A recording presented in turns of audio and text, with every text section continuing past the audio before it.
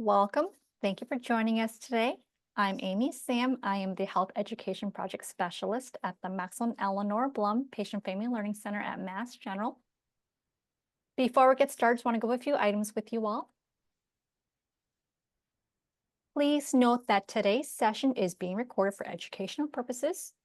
If you're interested in viewing the recording, it'll be made available on the Blum Center website at massgeneral.org/Blum-Center.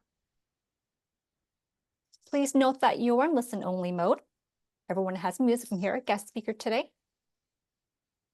If you have any questions for our guest speaker, you may use the chat feature, which is located at the bottom of your screen. We'll have time from the end. Only Blum Center staff and our guest speaker will see your questions. Please do not share any personal medical information or questions in the chat. If you have a personal medical question, please ask your doctor. Lastly, at the end of today's session, you'll be directed to a brief survey, which we'd like to ask you if it was complete. Your feedback is important to us as we plan future programs. Okay. Joining us today, we have Dr. Kathryn Hanley.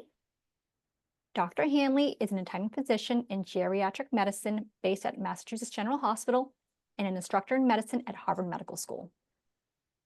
She's the clinical director of CHIME, an innovative cognitive health consult clinic serving patients and families. Her expertise spans decades of clinical practice, teaching, and leadership, mentoring trainees and driving improvements in geriatric service delivery and cognitive health. She is passionate about patient care and focusing on what matters. She joins us today to give a talk on understanding dementia with a spotlight on Alzheimer's disease. So please join me in welcoming Dr. Hanley. Thank you so much, Amy, for the invitation and for that introduction. Happy snow day, everybody. I would normally have really enjoyed seeing you in person, but at least we have the opportunity of getting together this way. So I'm going to share my slides. And Amy, let me know if you see what you're supposed to see. Looks good. All right. So this is the title slide, Understanding Dementia with a Spotlight on Alzheimer's Disease. The objectives today are to review cognition and memory and common fears that people have, go over the evaluation for memory, review memory impairment and Alzheimer's disease, initial guidance and treatments, and how to improve the odds for successful aging with some useful resources at the end. So what is cognition? It's the ability to understand, learn new things, communicate ideas, and perform complex tasks like decision-making and problem-solving. Oops. And it's really common to worry about memory and to ask yourself, maybe, am I getting Alzheimer's disease? Oftentimes people ask, or wonder, where did I put my phone or my keys? Where are my glasses? And where did I park my car? Sometimes I forget what I'm doing or even where I'm going. Maybe I've forgotten a name, somebody's name in the store or an appointment. And these are all normal feelings and experiences. But what if what is going on is more than just a normal feeling and experience? So I wanted to share when is a good time to seek advice. If you have concerns about memory or the memory of somebody close to you, please make an appointment with a physician or your doctor. Why should we do that? Well, first, it's important to see if there is a problem, and if so, how to address it. There are many things that it can interfere with our cognition and memory, not just dementia. So just don't go all the way to saying I have Alzheimer's or I'm worried about Alzheimer's. These things all can interfere with how we think and remember. Sleep is really important. It's the time that our memory is consolidated and we can have better, quick opportunities for recall. Mood really plays an important role on how we take in information and are able to recall it. In particular, depression and anxiety. There are lots of medications that can interfere with memory, and most physicians know which ones those are, but patients don't.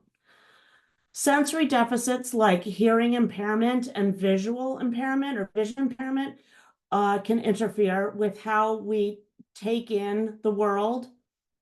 Undertreated or untreated medical problems can interfere, as can tobacco and alcohol. So when seeing the doctor or a nurse practitioner, when talking about memory, they're going to want to know basics. What's the nature of the concern? Tell me about how long this has been going on, the timeline. What in particular are you noticing? Are there any new medical problems or medications? And what about things going on in life? Are there any new stressors, challenges, or changes? Is the concern one of yours or from somebody else? And if it's somebody else, please bring them to the appointment so they can participate in the conversation and share their experiences with the provider. Sorry. As part of normal aging, our brain will get smaller and shrink. With that, it will be slower processing speeds. So instead of, a new automatic update on your phone or your computer, these processors are a little bit slower. You can still recall details, facts, and names, but it just might take a little bit longer. And it's the same with performing a task. It might not be as quick as it used to be, but you can still do it. So you're still wondering, am I getting Alzheimer's? Well, let's talk about first what mild cognitive impairment is. We often refer to it as MCI, mild cognitive impairment, and it's a diagnosis when somebody has noticed memory deficits in the day-to-day or in a cognitive test, but they're still able to function independently. People with MCI often still work, drive, entertain, maybe even take care of the grandchildren. And however, because of the memory deficits, they might need to be more reliant on memory tools like a date book, a calendar, or a pillbox. But also on the flip side, even if you do use these tools, it doesn't mean you have MCI. And MCI is not the same thing as dementia. With dementia, the difference is people can no longer manage tasks independently. For instance, important things like medication management, paying bills or balancing a checkbook, grocery shopping and cooking regular meals, making and keeping appointments, and challenges with driving. Sometimes there might be a new fender bender or missing a sign. There are several types of dementia. So when we think of dementia, a healthcare provider will think of this list: Alzheimer's disease, cerebrovascular disease, Lewy body disease, Parkinson's, frontotemporal dementia. So dementia is an all-encompassing term that can be caused by any one of these things. Alzheimer's in particular is really important because it's the majority of cases of dementia. Cerebrovascular disease is a dementia related to years of elevated blood pressure and cholesterol. And oftentimes somebody with cerebrovascular disease might have a stepwise decline. They're fine, and then they're not. They're fine for a while, and then they're not. Lewy body disease is noted for people with sleep disturbances like sleep-wake cycles or bad dreams. They might have hallucinations or difficulty with visual, spatial, and executive functions. Executive functions meaning things like multitasking and planning and executing. People with dementia related to Parkinson's disease have actually had Parkinson's for more than a year. Frontotemporal dementia is demonstrated when people have significant personality or behavior disorders. And then there's a common term called mixed dementia, which can be a combination of any of these. When testing for cognitive impairment, and evaluating that, there's the medical informant, the physician talking to the patient, but also the informant interview, where the physician will, hopefully a care partner or loved one has come to the appointment, and they also can share their perspective on how things are going at home. And some of the things that people will ask in that evaluation are ADLs, which stands for Activity of Daily Living. These are the things that you need to get up and get out of the house on a daily basis. Getting dressed, bathing, toileting, grooming, and eating. We also are curious about the instrumental activities of daily living, things that are a little bit more complex that you need in order to get through a week, like shopping, cooking, cleaning, laundry, finances, and transportation. Usually, if someone's getting an evaluation for memory, they'll actually have a memory test in clinic. There are two popular ones that we use. One is called the Montreal Cognitive Assessment Test, or MoCA. And then there's the RUDIS, the Rowland Universal Dementia Assessment. Oftentimes, the MoCA is used as a first choice just because it's more commonly used. But if there are differences in language, particularly if English is not somebody's native language, we'll choose the RUDAS. Or if somebody has not made it through high school, we'll choose the RUDAS. It's a little bit, as the name indicates, it's a little bit more universal. And in these memory tests, there are certain domains which we think about in how someone's brain works or their cognition. Testing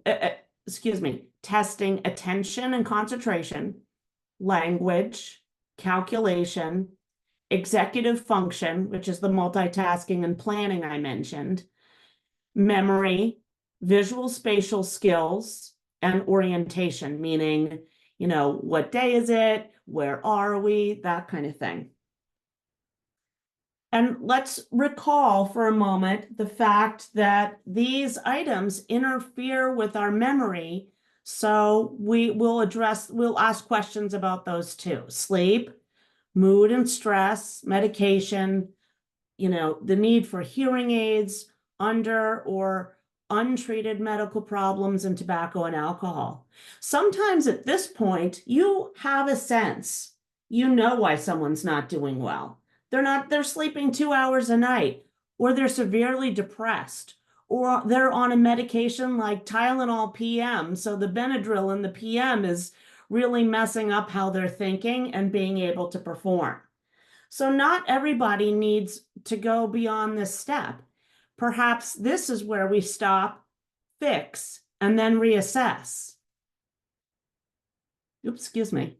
But if we don't have a clear answer, I'm going to go back for a second. If sleep and mood are not the answer, or we just don't know yet, we might have to do some more things. So if appropriate, further testing is warranted, such as blood tests like a TSH, which is a thyroid test, B12, a comprehensive blood count, or CBC, which looks at white count hemoglobin platelets.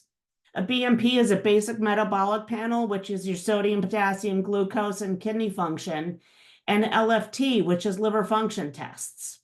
Sometimes imaging is needed, and the preferred image is an MRI, but if some people can't have an MRI due to metal implants of some kind, excluding titanium, a CT scan is warranted. And those tests are very useful because we are looking for things to exclude. Is there a tumor, or has there been a big stroke? Are there microvascular changes that are noted? And then also, one thing that we're all very interested in is volume loss, because as I mentioned earlier, our brain shrinks. We want to see if this shrinkage is appropriate for someone's age. Is there a uniformity to it, or are there some lobes of the brain that are more have greater volume loss than others. There's also an FDG PET, which is a test looking for the accumulation of amyloid, which is one of the features of Alzheimer's disease.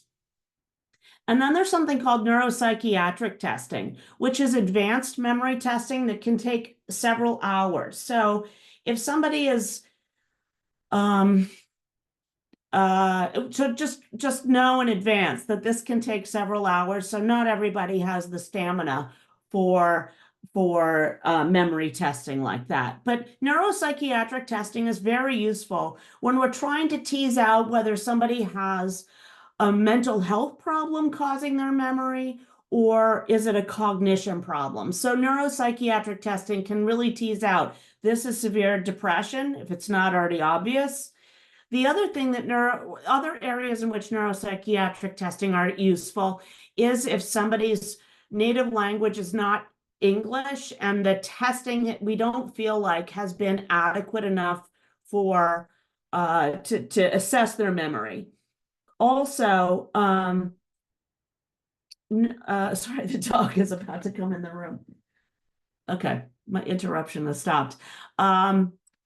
Neuropsychiatric testing is also useful if there's some sort of disconnect between how somebody is performing on a test and how somebody is performing in clinic. Let's say we've had a great interview, the patient is able to, tell how their day is, what their daily life is like, what living is like, what they're interested in, but their testing is not very good. And if the physician is surprised or the nurse practitioner is surprised, wait a minute, why did they test so poorly, but they're doing so great? That is another suggestion that neuropsychiatric testing might be in order.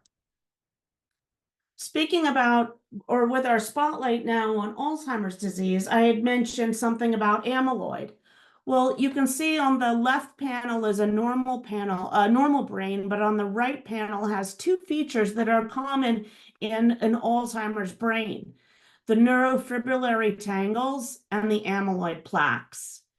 And there are several phases of dementia, and one is a newly appreciated phase called the preclinical phase. And it's considered preclinical because people or somebody with evidence of neurofibrillary tangles and amyloid plaques isn't showing any signs of memory impairment. They're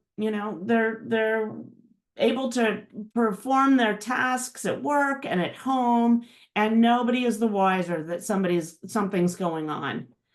Then there are, then if Alzheimer's has been diagnosed, as we mentioned earlier, memory impairment that prevents somebody from managing independently, there will be a mild, moderate, and severe or end-stage disease. Sometimes the symptoms of Alzheimer's disease and also some of the other dementias can be apathy and or depression. Apathy where, somebody's not as interested in what they used to do, whether it's a hobby or a TV show or just going out having coffee with friends, or just, I don't know, I just don't feel like it. That's apathy. Or depression, I think we all can recognize what depression is, and that can be an early sign of Alzheimer's disease. People can have increased anxiety, partially because there's this sense that something's not going right and just don't know what it is, and that makes people more anxious. Also, the idea that just increased anxiety can be a feature. Forgetfulness, trouble with word finding, trouble with short-term memory, meaning, you've just told somebody the appointment's at 3 o'clock, and then 5 minutes later, what time's the appointment? And then missing social cues, maybe subtle hints that someone's, suggesting that we do or don't do something, or imagine you're at a cocktail party and someone's like, no, don't say anything. And you sort of miss that clue too. So these can be kind of non-specific, very common in, any of the dementias. So this would be an early sign.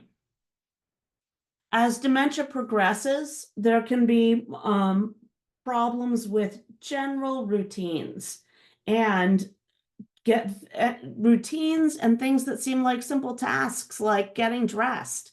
Sometimes, a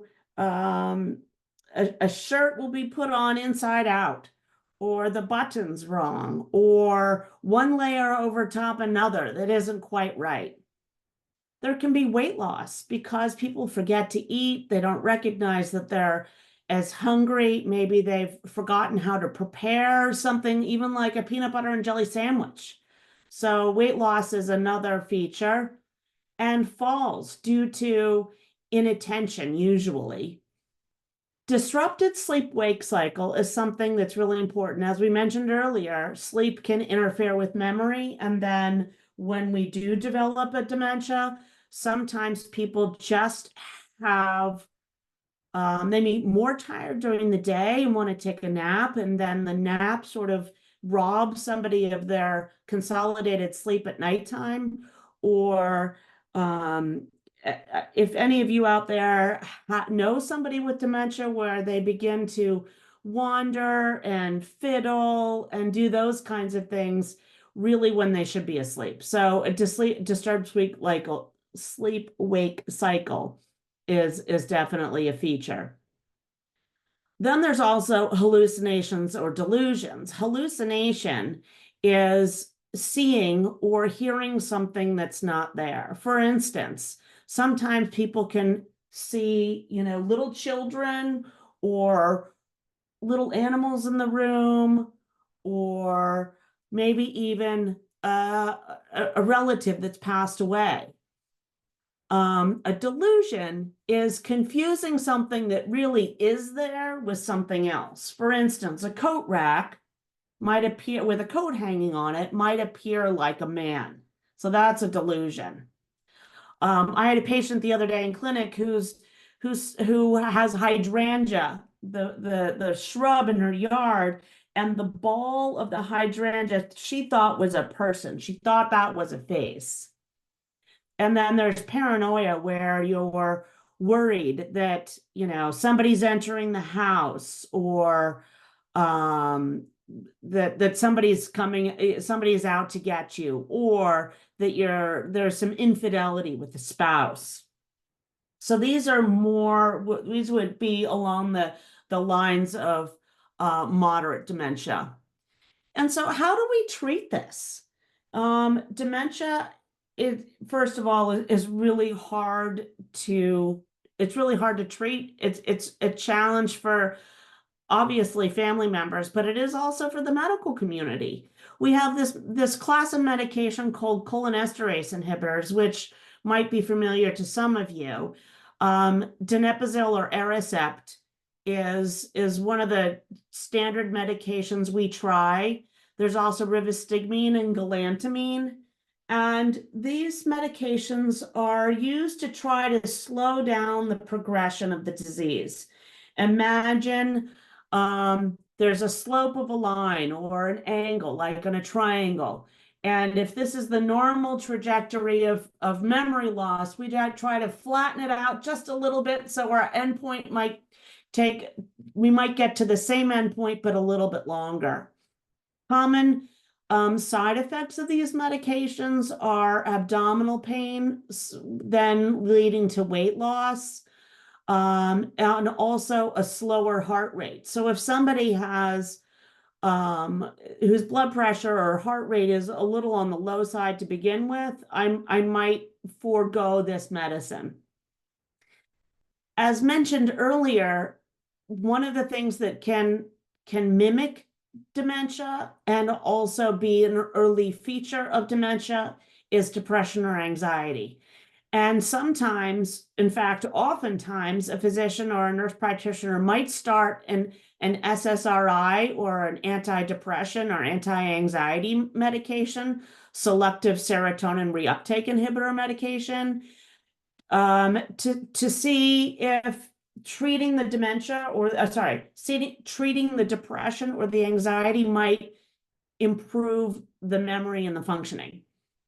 These are the three medicines that the geriatrician would approve of.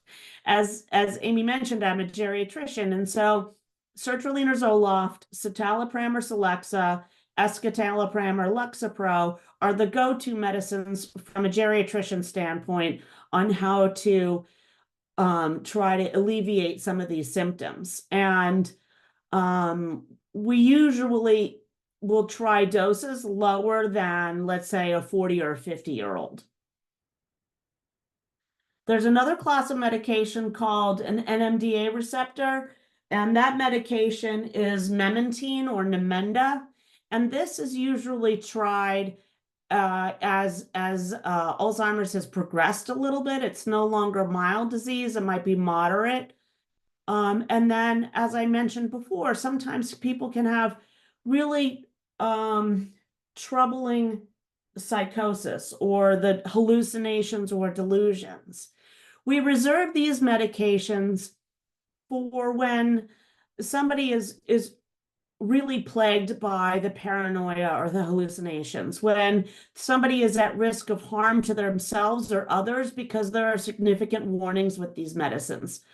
I will say I see lots of commercials on TV about behaviors of dementia and just giving mom or dad one of these medicines, but we have to really think deeply about medications that we use, because sometimes they can cause harm themselves. So it's a risk reward analysis. Nowadays, there's a relatively new medication called lecanemab or Leqembi, which is considered a disease-modifying agent. And in years past, we did not treat MCI at all. Donepezil, and memantine, those are not indicated for MCI. So you might know that you've got some memory impairment, but MCI doesn't necessarily mean somebody is going to progress to dementia. And also MCI does not necessarily mean someone's going to develop Alzheimer's. So for people who have been diagnosed with Alzheimer's, which requires perhaps some added testing by a neurologist, then they might be eligible for a medication called lecanemab. Lecanemab is unique in that it is an IV infusion that requires serial MRI imaging to look for side effects of this medication. Edema and bleeding in the brain are the things that we're looking for in these MRI images, because if there's been either, the medication is halted or paused for a time. There is evidence that medications like lecanemab or Leqembi show improvement on memory testing. There's a disconnect, though, between the improvement on the test and how someone's doing in real life. So while they might be testing better, their MoCA score might have gone up a point or two. What the family or patients are noticing at home is that there really has been no change. So I'd like to switch gears right now for thinking about what we can do now, because there's a lot that we can do and all is not lost. So I want all of you out there to take note on these, maybe take some notes on these next couple of slides, because this is really, really important. And the first being exercise. I'm not asking you to go run a mile. I'm not asking you to, sweat it out at the gym 7 days a week, but we all, myself included, can probably do more than what we're doing today. So let's start from today and think about, what can I do that's a little bit more than I did yesterday? Ideally, it's 150 minutes a week of exercise that can be a combination of, doing the pedaler on your chair, or doing an online exercise program, walking in the neighborhood, or if you're even in better shape, going to the gym. But doing what you can to get your heart rate up, breathing a little faster, that can have real important impact on the anatomy of your brain. It can actually improve one of the lobes of your brain, the hippocampus, which is more specific for Alzheimer's disease. The hippocampus can actually get a little larger if you're doing some real cardiovascular work. There is a program at MGH called the Dementia Care Collaborative. I've got another slide at the end for resources, but they've got an exercise program there. Another thing that you can do is work on your diet. Something I'm sure most people have heard about the Mediterranean diet, where you're using olive oil instead of vegetable oil. You're thinking about nuts, more plant-based protein, more fish and chicken than red meat. And I met a cardiologist the other day I think it was probably back in the 80s, where they talked about pork being the other white meat. He's like, pork is not white meat. So think about reducing your pork and your red meat, and increasing your fish and your chicken and your tofu and other plant-based proteins. Then alcohol and tobacco. If you smoke, please figure out a way to stop. Call your doctor. There are lots of ways to manage that, but smoking globally interferes with your health. And then as far as alcohol goes, I would suggest starting to cut down. Ideally, there's no alcohol, but we can't always ask people to be, teetotalers for the rest of their lives. People like a glass of wine with their birthday, or maybe when they are entertaining, but the idea is not a daily glass of wine. If you do have have a beer, a glass of wine, or a cocktail every day, think about 5 days a week instead of 7. And then after 5 days, a couple months later, you might realize you haven't missed that Sunday and Monday drink. Maybe cut out Tuesday.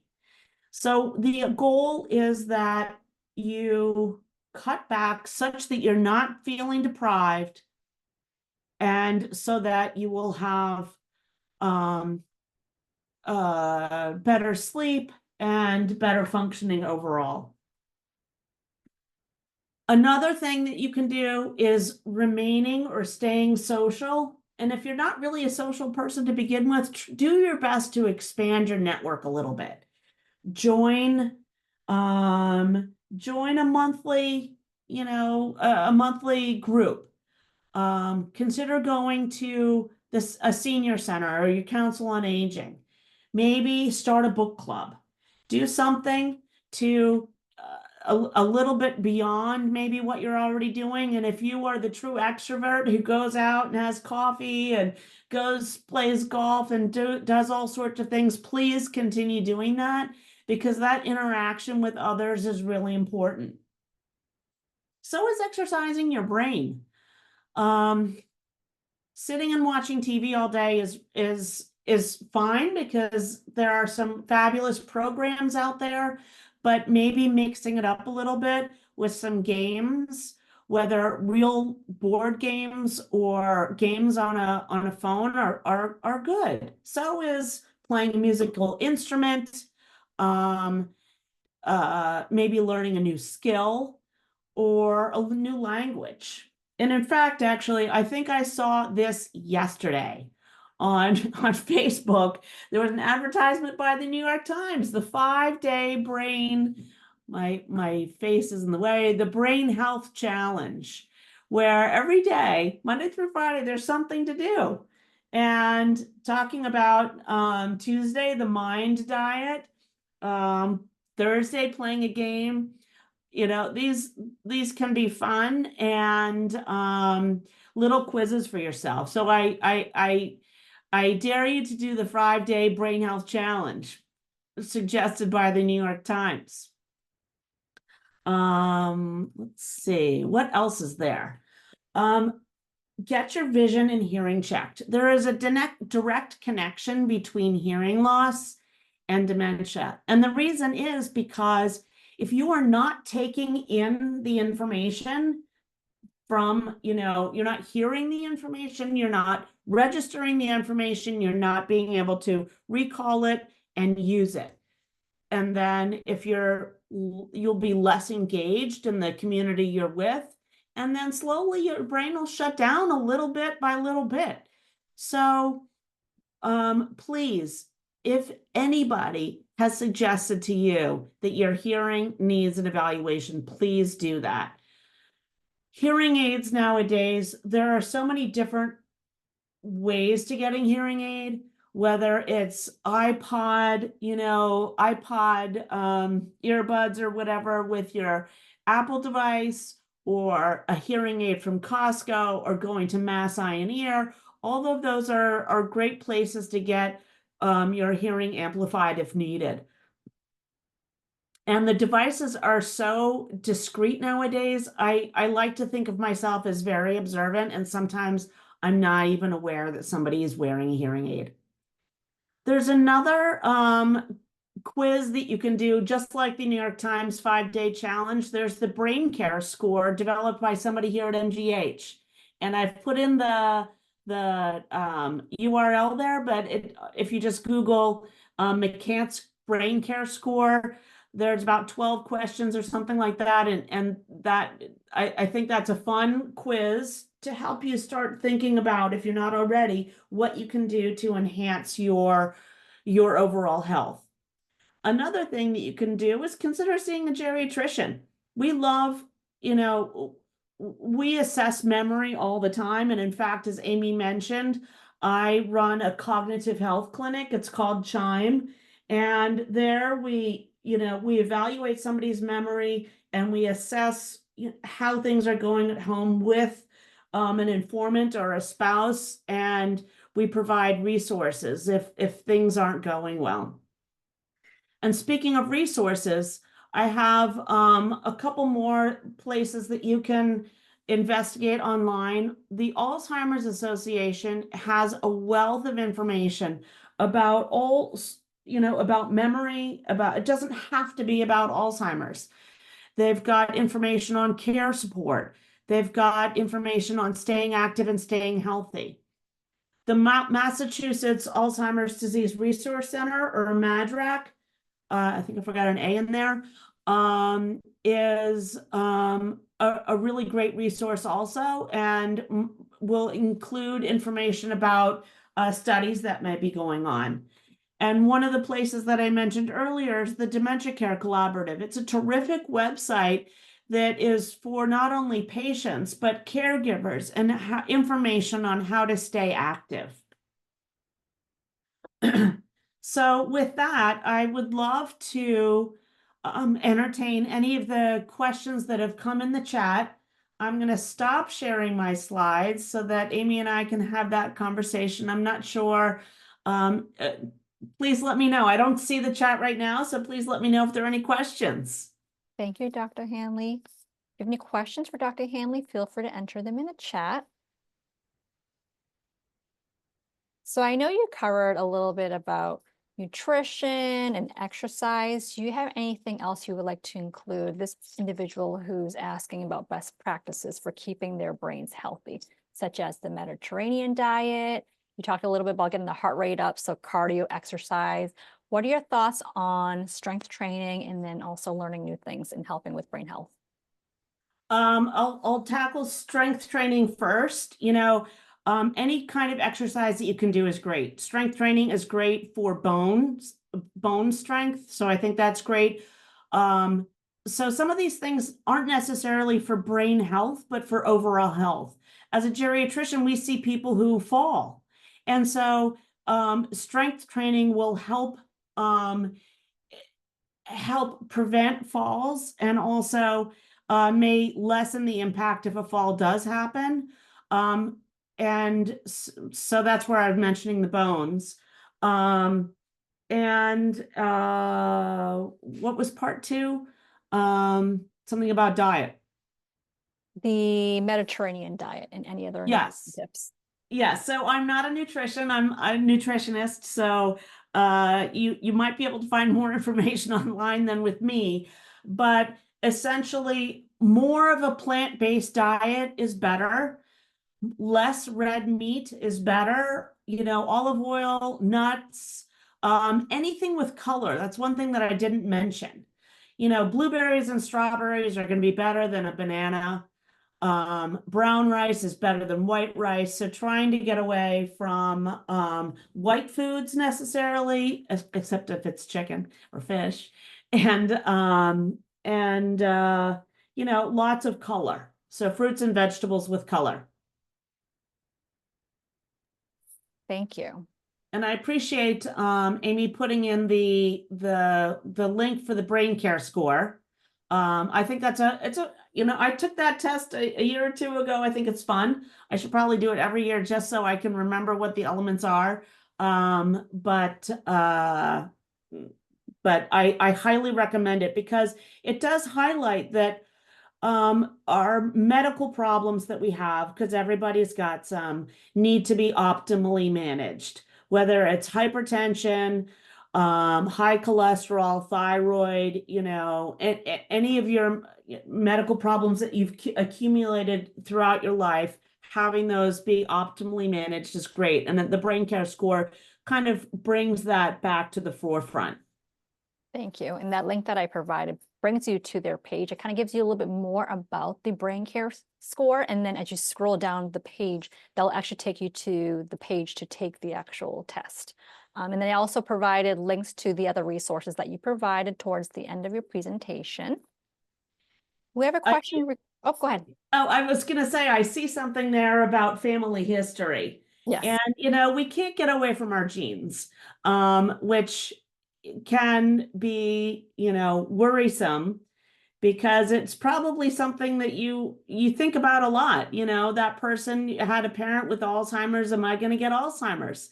So, not necessarily is the answer. And I wonder if that parent, unless they had an autopsy, was the dementia Alzheimer's 100%. Back in the day, the way we confirmed a diagnosis of Alzheimer's disease was through sampling of the brain post-mortem after death. So so that's why I thought it was really important to highlight some of these things that we can do, because we can't change our genes, but we can change how we're living right now. And so the more you can do for yourself, whether it's an exercise, diet, weight loss, stopping smoking, reduce your alcohol, staying socially engaged, getting your hearing aids, and any brain activity that you can that's just making you feel like you're working a little bit, I think is great. Thank you. And there was like another question regarding tests. We have an individual, both parents had a form of dementia. What age should they ask to be tested? And would the MOCA test, labs, PET scan be the first line to get done? Okay, so you're talking about, well, I'm curious how old we're talking.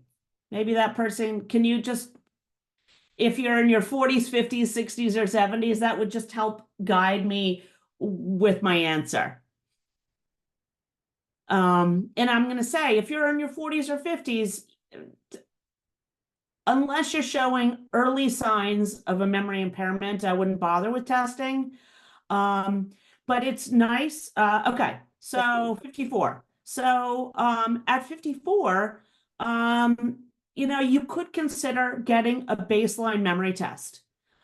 See your primary care doctor, get a MOCA test, and just see how you do. My suspicion is the normal range is 26 and above.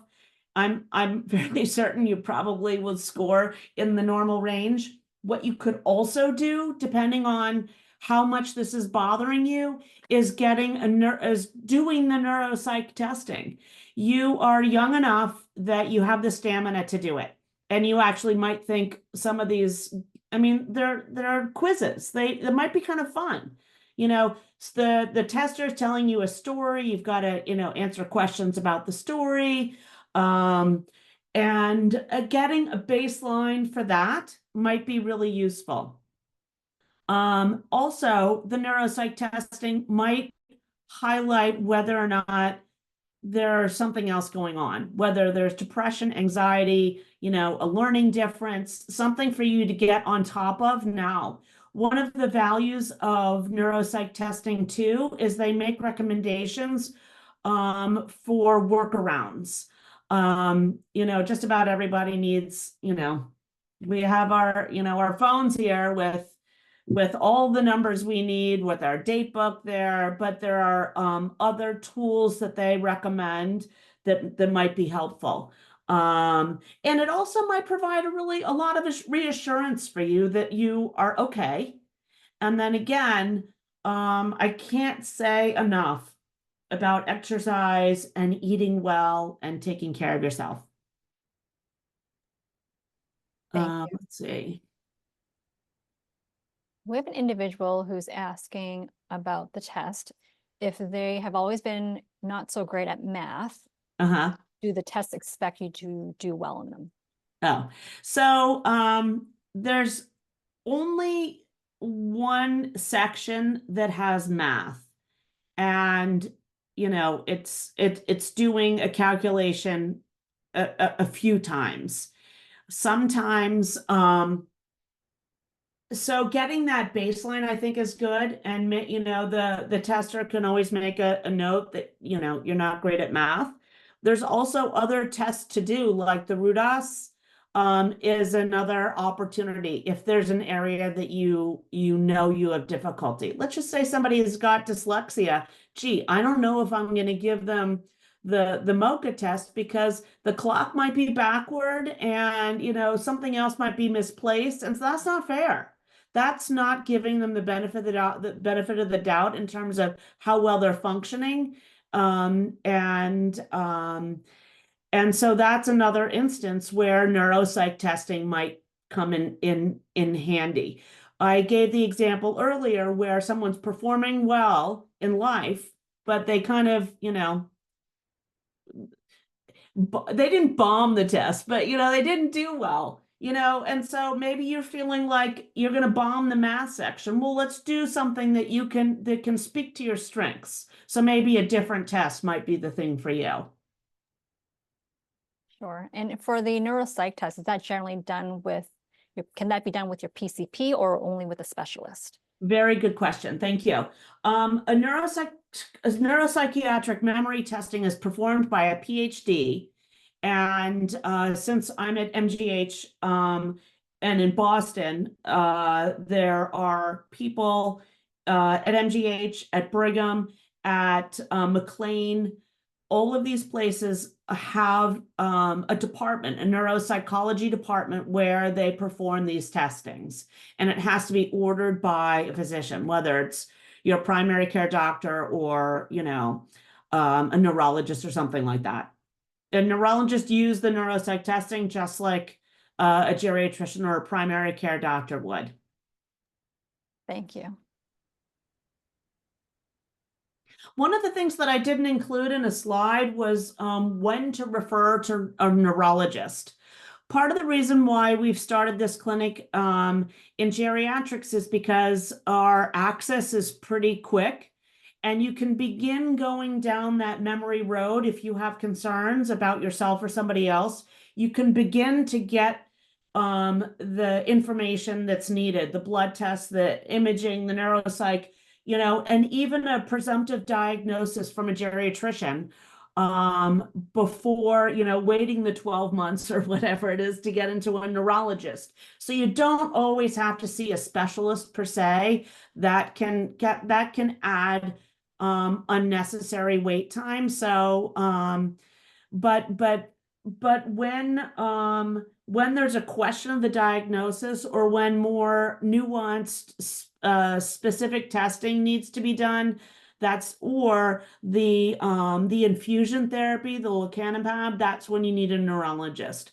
So if somebody's talking about, cerebral spinal fluid biomarkers or other blood biomarkers, right now, those are not available to the primary care doctor or the geriatrician. Some of those things are not even, widespread among neurologists as it is. So there's a lot about information about those things in the news. There's a lot of excitement about what's ahead in discovering dementia and treating dementia, but we just have to hold our horses for a little bit longer. Sure. All right, so while we wait to see if there are any final questions in the chat, do you have any final thoughts you'd like to share with the audience, Dr. Hanley? Well, I was just noticing that somebody mentioned alcohol in the chat, and yes, there can be alcohol can interfere with memory and functioning, and sometimes people just need to cut back, but also have some vitamin supplements that can really help with that. So if anybody, what I really encourage people to do is to see your doctor on a regular basis, optimize what you can for your existing medical problems, because again, we all have them, and do what you can about, eating well and exercising. You mentioned vitamin supplements. Are there any specific vitamins they should be focused on? Well, for people with the B12 deficiency, that in particular is the vitamin I'm talking about. People with who've had long-standing alcohol might be low in their B12, but also people who don't metabolize B12 very well, they don't absorb it in their gut very well, even though they might have a very good diet and sources of B12 in their diet. So having a B12 level checked would be a good thing. I used to work with a geriatric pharmacist in my former job, and he didn't really believe in supplements. So more is not necessarily better. And so having that conversation with your doctor, I think, is a good thing. The other thing I didn't put on a slide, which I think I will for next time, is all those advertisements for, memory enhancers and things for your brain on the TV or online that you get without a prescription really don't do anything. So please don't waste your money. Like with commercials out there, if it sounds too good to be true, it probably is too good to be true. Yeah, like Prevagen's one of them. Please just don't waste your money. But in the end, I assume that you would advise if they do want to consider anything, please have that conversation with their doctor first. Yes, absolutely. Yes, I appreciate that clarification. Yes, and come see us in geriatrics. We love talking about memory and older adults. So. So I don't Well, see any thank you additional again. questions. So I think that we can end a few minutes early. Yes, thank you again, Amy, for this opportunity and for the Blum Center for the invitation. And yeah, it was great. Thank you. And for everyone Okay. joining us, thank See you you, so everybody. much. Hopefully you found today's session helpful. As I had mentioned, today's session is being recorded. It'll be made available on the Blum Center website. Let me pull that up and I'll share that link in the chat, but it's massgeneral.org/Blum-Center. There you can view a schedule of upcoming programs as well as the recordings. All right, everyone, thank you so much. Take care.